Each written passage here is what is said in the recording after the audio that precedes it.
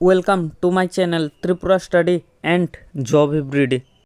আজ সাংবাদিক সম্মেলন হয়েছে। এই সম্মেলনের মধ্যে বেকারদের নিয়ে কথা হয়েছে এবং যে সকলগুলোর অফার দেওয়া হয়েছে তাদের নিয়েও কথাবার্তা হয়েছে।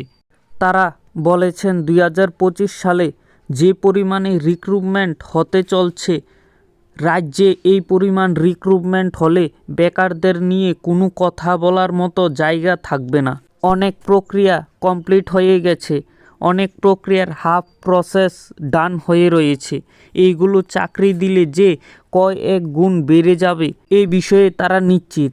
সাংবাদিকদের মুখোমুখি হয়ে তারা বলেছিল যে 2025 জানুয়ারি থেকে এপ্রিলের মধ্যে 32,000 অফার দেওয়া হয়েছে। এর থেকে স্পষ্ট হয়ে যায় যে রাজ্য সরকার বেকারদের ভবিষ্যৎ নিয়ে আন্তরিক।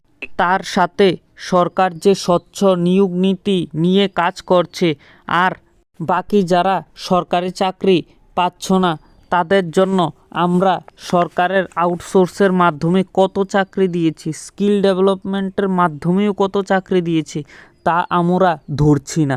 ন্যাশনাল ক্যারিয়ার সার্ভিসের মাধ্যমেও কত চাকরি দিয়েছি তা আমরা আয়ত্তায় আনছি না। ওইগুলিও যদি আমরা হিসাব করি তাহলে চাকরির পরিমাণ কয়েক গুণ বেড়ে যাবে। সাংবাদিকদের মুখোমুখি হয়ে বলেছেন, স্বচ্ছতার মাধ্যমে চাকরি দেওয়া হয় বলেই এটার উপর এখনও পর্যন্ত কোনো কোর্টে চ্যালেঞ্জ হয়নি এই চাকরিগুলোর বিরুদ্ধে। ত্রিপুরাতে যে মূলক উন্নয়ন হয়েছে তা আমরা প্রত্যক্ষভাবে দেখতে পাচ্ছি। এছাড়াও ন্যাশনাল হাইওয়ে ত্রিপুরাতে 10টি হচ্ছে।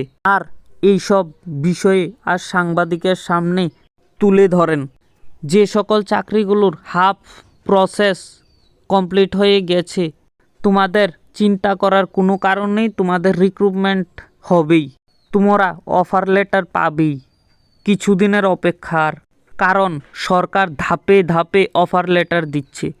তো নমস্কার সকলকে, সকলে ভালো থেকো, সুস্থ থেকো, আর আমার চ্যানেলটি ভালো লাগলে লাইক অ্যান্ড সাবস্ক্রাইব করে দিও। তো নমস্কার সকলকে।